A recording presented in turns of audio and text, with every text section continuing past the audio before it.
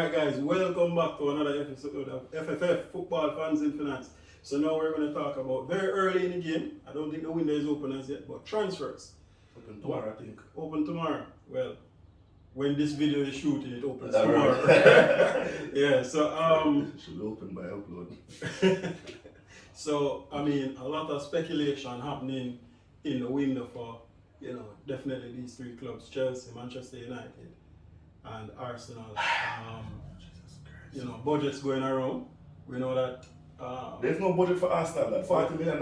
Well, I was going to say there's no budget. There's no most of things around. There's no budget for Chelsea. Yeah, there's no limit. There's no limit. Sorry, there's no. You talk about capital restriction and capital budgeting. No. Yeah, Chelsea. Out the window. Yeah, they don't Out the operate on window. that. So Manchester United have a number floating around. Chelsea just whoever they want, and Arsenal have their net 40 spend floating around. So Well, probably the game left now like or nothing. Europe, probably take 5 out of 5. You make 15 million already for Guendouzi. Yeah, and So I think you they're get selling. 55 now. So we ask a few questions on it because I mean a lot of transfer rumors brewing around Arsenal. Not interested, Lane. So you have rumors, you have it looks like you want to sell Guendouzi to 13 million, Man City, disgusting. 30. Granit Xhaka looking to be on his way out. Talking about Mourinho. Talking about Mourinho, look like he's going to Rome. And these things are from fairly credible sources, Fabrizio Romano. And who is the other player that you're looking to offload from the midfield? I think it's Lucas Torreira. Yeah. La Liga winner. That's a Interestingly, right? Partey leave Atletico, no champion, no European football, and Torreira went the other way and win La Liga. Yeah. Football is a strange sport. But anyway, Strange sport so, indeed. But there's there's no win chapter. There's also news, and I hear a lot of Arsenal fans excited about this. Emi Buendia, coming from you now. Asif was here last week. He was fairly excited about Buendia from North City. So if Asif was there beside you know exactly where I am, right? So I want to ask you, I mean, just in terms of some of these players that you're hearing, I hear is a player that can play cam, left wing, and I don't care if he can keep. See, I got Norwich and United, Cantwell. You got Buendia. Buendia. Argentine. They know the ball there. He's a decent player actually. Apparently he's enough, to be fair. He's actually a decent player. So what I say, alright, so let me be realistic, right? Buendia is a Premier League quality baller. That's one thing. So he deserves to be in the Premier League. At Arsenal though, I don't think so. That's a reality. Because you have Emil Smith Rowe playing in centre attacking midfield, who can also play left and right. Mm-hmm. And so we will see him play on both sides and both wings. And if you're going to bring in a baller, it has to be an improvement on Emil Smith Rowe. Mm-hmm. That's the reality. I don't think Buendia is. That's the honest truth. So here's my problem with Arsenal, right? And it's a laundry list of problems. But hear what? When I look at Arsenal's squad, and I'm being very realistic, I've always said, Arsenal's squad is not good enough. I've said it before and I will continue to say it, right? And even everybody was saying, the reason why Arteta is not succeeding is because the squad is not good enough. I disagreed up to that point because I was saying you have to do as well as your squad can do or better. If you're doing poor, then after they mark you, that's the reason why I'm saying Arteta is not good enough because he did a poor job with a squad that is not good but is not as poor as he was doing. But I don't see any of these players improving the squad. You understand? So Thomas Partey came in, should have been an improvement to the squad. I mean, he didn't have a wonderful first season. Let's see if we have a second season, right? Okay. You bring in the Pablo Mares, the Cedric Suarez, they might not improve the squad. You're going to bring in Buendia now, so fine. People say, okay, he might be next Jack Grealish. Okay, so what? He might be or he might not be. He's a ball and a championship, material championship, that's fine. But that's where, unless that's where you want to go, you have to have a baller who wants to improve, who's going to improve the squad. Big clubs send players to teams in the championship to get experience, not you don't shop down there. Yeah, true. That's the point I wanted to make. Right? When you kind of link with those type of It's players, a problem. and you link with that player to be a key player in your team, it's a problem, This is a man that can walk in there starting line. That's my problem, So I was looking around Europe and I'm saying, alright, I hear that what's the ball name? The German name that talk about him there. Yeah, man. Julian Brandt, right? At Dortmund, out of favor, right? And he's not getting as much game time as he wants. And he's pretty cheap, less than $20 million. No, I'm saying you're giving up that opportunity because here's the thing: if you buy Julian Brandt for $16 million and it don't work out, that's fine. It's $16 million. You can spend $35 million for Buendia, and if it don't work out, what you do? And this is the madness I'm talking about, and apparently this is he's at the top of the list for the club. And he was there in January, and I was saying, you guys must be crazy. You're in a struggling Premier League campaign, and you're looking to strengthen the squad and win the championship. But what I say is Arteta favoring Spanish players, right?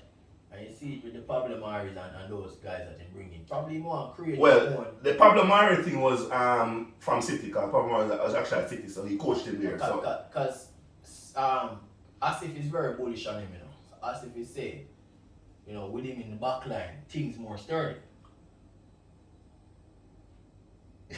Okay. So as I was saying, right? So you're bringing Asif, let me tell you something, you're virgin, but something wrong with you then. That's not true. You need to get help. You need to get help. Disrespect. You need to get help. Yeah. The reality is that nobody in the Arsenal backline is good enough except probably Tierney and him injured every other week, so it don't make a difference. Right? Not the Rob Holdings, not the sad to say David Luiz is probably the better of the bunch and he's leaving. Good for him, I'm happy for him actually. Right? Rob Holding needs to get out. Right? You have Gabriel. So here's my take on Gabriel. He's not a bad defender, but Gabriel can't lead the back line. You understand? He's physical, in strong, in quick. You need somebody with more experience and level head and who actually understands the game. Right? Rob Holding kind of understands the game. He's like a poor man's Premier soccer, right? Don't have no pace, can't read the game, but he's always a liability. But question for you, right? I know you're not linked to any defenders. But based on what you say, you have a defender problem. We don't have any good defenders. Do they have a defender problem though? Yes, we have a defender problem. So what people will say and look at the season, and that's why I tell you about statistics, there's lies, there's damn lies, and then there's statistics in that order. Arsenal have the third best defensive record in the league. But that's because everybody defending. 2 banks of 4. Yeah, man. Aubameyang a sweep sometimes. That's the point. So you won't concede as much, but you're not scoring. And I've always said, if you don't concede in 38 league matches but fail to score, you're still getting relegated. That's the reality. You get 1 point for drawing and 3 for win. So if you play 3 matches and you draw all 3, if you win 1 and draw, it's still better off. That's 4 points to 3. Win 1 and lose 1 is better than drawing 2. So the reality is that we have what should have been a potent attack that has been made very tame because you want everybody to track back. You look at even Nicolas Pepe, right? Look at Nico Pepe. For the entire season, for the latter part of last season and the start of this season, Arteta wasn't playing him because he's saying don't track back and all those kind of nonsense, right? But you look at what happened when they unleash him. He's a natural attacking player. He's a winger. He likes to take on people and he will score. He ended the season as our most prolific goal scorer in our competition. Fair point, Danny, but I don't want us to, because I know as I say, you have a laundry list of problems at Arsenal. But I guess what I want to focus on is, alright, for you, right, in terms of the players that you're hearing, Arsenal is being linked to. So, clearly you're not a fan of Emi Buendia, right? No, I could be wrong, but I'm not. I don't think he's good enough. Alright, which is fair. What players, you hear around your club that you think Really, hear nobody around the club, but them try to get. I know who I would like to come, but I don't hear anybody. So tell me some of the players that you'd like to see. So if you can get rid of Jack, if Jaka is leaving, I'd love to see like a Basuma come into the squad, right? Around the back, I think you need like a Koulibaly type of defender, like experience, level head, good at reading the game, still relatively physical, not too slow. Because with a player like Koulibaly, you can put any of the young defenders beside him, and you still have some good productivity, right? Yeah. You need a proper right back. I was looking at. And then I trouble because I was talking about when they are coming for North, but Matt Ayres is actually not a bad pick, right? I was thinking, can you need a right back? That's the reality. Because Bellerin is leaving, and the Callum Chambers and the Cedrics of this world are not good enough. But to be fair to you, right? To be fair to you in terms of Max Ayres, he's not small clubs looking at Max. Yeah, I know. I just say it's funny because it's from Norwich. I said he deserves to be there. Yeah. That's the reality because the statement does mean that he can't shop in the championship, and I'm saying that he needs to get. But the reality is that so he's an exception, right? Fine. When you look at like a number 10 now, and I am thinking that because you look at Arsenal's attack, attack is not poor, it's just that we don't attack. You don't have poor attacking players, and we've seen it, right? So you need a proper defensive structure that allows the creative players to be creative and get forward. Because one, they have two things with them. There are some skillful players up top and you have pace. You have natural pace, but if everybody's tracking all the way back and you're trying to hit on the counter, it's not going to work because it get up and down consistently. You can't have everybody doing that. Alright, totally agree. So you name about 3 players there that I like. So you have Koulibaly, you have Basuma from... So Koulibaly, how much do you think he would cost you? Let's say he would cost, I mean the price must be coming down on him. Yeah man, Koulibaly is supposed to cost about $50 million now. Even less. Or less. Maybe less. I think 50 million last season. Yeah, well, so you're fine. So 45. Let's say 40, right? Basuma, 30. 30, that's 70. And Julian Brandt, 18. So you're looking at 88 and... Max Aaron's now currently going to cost 30. Yeah, so you're looking at about 100. Let's say 110, 120 in terms of spending. Where do you, and I mean, you have always complained that to the cent, Arsenal is net 40. Where you see you getting those funds now? Which players would you have to sell? So, the reality is that, so Bellerin is leaving, so that's easy. Xhaka wants to leave, so that's easy. You're getting rid of Guendouzi, so that's also pretty straightforward, right? Boy, I have a whole heap of imperial on the back line, so I don't even know whatever I can get for them, right? I think just signed a contract. So he's not going anywhere, sadly. Honestly, you have to sell Lacazette. You have to sell Lacazette. You have to sell Lacazette, and I'll tell you why. Lacazette, and it's funny because he was the better striker for the club, right? Or between him and Aubameyang, right?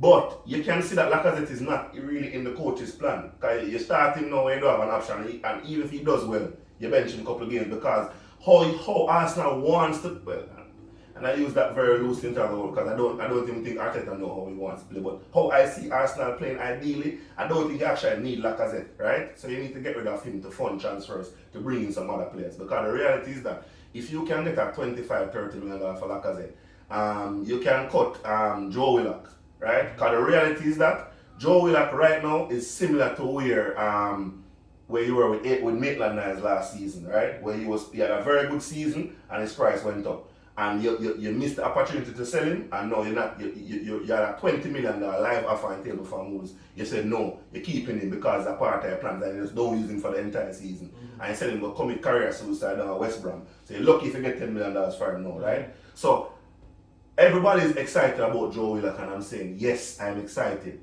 It's good to raise money for the transfers. You have to sell him. You have to get rid of him. Okay. So if you sell a Joe Willock, if you don't want to sell Lacazette, you sell a Joe Willock, that's $30 million right there, so 30 plus the 40, you're already at 70.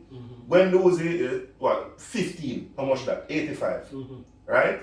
Bellerin, 20, 105. You got 105 already. And we don't even talk about Granit Xhaka yet. So you say you actually... Torreira there as well, who you're looking to sell. And the Eden Keita and them man, get rid of them and dash them away. Yeah, I think he's going to be involved in a swap deal to get Basuma apparently. That's the rumor. Perfect. Send him to Brighton, right down there. You understand? Make him build him career down there. And I'm saying, he's net 40 after. So I'm realistic about where the club is. I'm not going to spend $200 million in the transfer window. So you have to be creative. You have a dead weight in the club. Because they can say, okay, Lacazette was the best striker and he did not score 15 goals. So what does that say about the quality?